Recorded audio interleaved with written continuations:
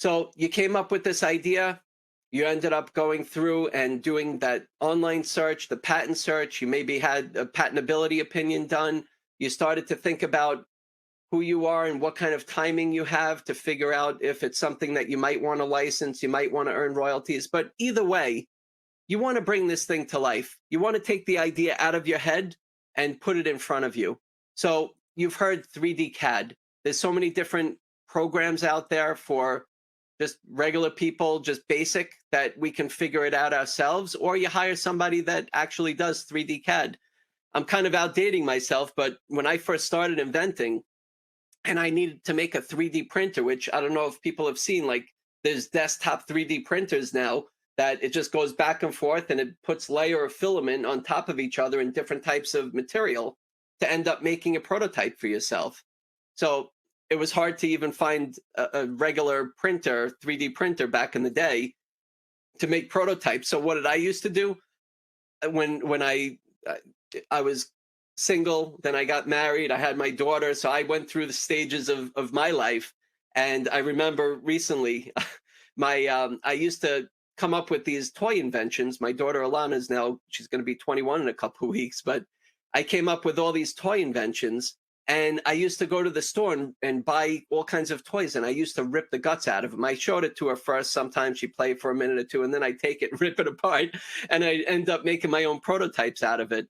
And I put it away in a closet. And recently, she opened the closet and found all the things that she was missing. But no, look, you want to try to get to as good of a prototype as you can to really call it something that, like, to take it out of your head and make it a reality, make it real. And it doesn't have to be exactly the way it needs to be for a finished product, but you want to get it close. And I could tell you that I've drawn chicken scratch, drawn kind of what my idea might look like. And then I might have had somebody draw it a little better for me. And I tried to license it to earn royalties. And I didn't get that great of results. People got the concept, but I could tell you that when I ended up making a prototype, it changed my life because I had a chance to meet buyers and it converted into, I want that. I understand it's a prototype, but I see it. And when I made it so it can work the way that it should, and I got it as close to what it should be, that's when really my invention career really kicked off. So there's a lot of options for you these days. It might not be a plastic type of invention or product. It could be made out of wood. I work with inventors that have sewing projects. So we call it cut and sew.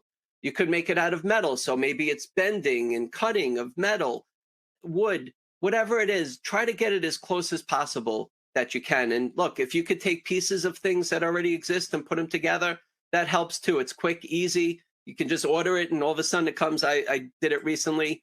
I just buy things and I kind of figure out if what I'm doing is going to make it better. And then I go through the stages like I went with you, the steps, patent search, prototyping, and that's where I'm at this point in the presentation.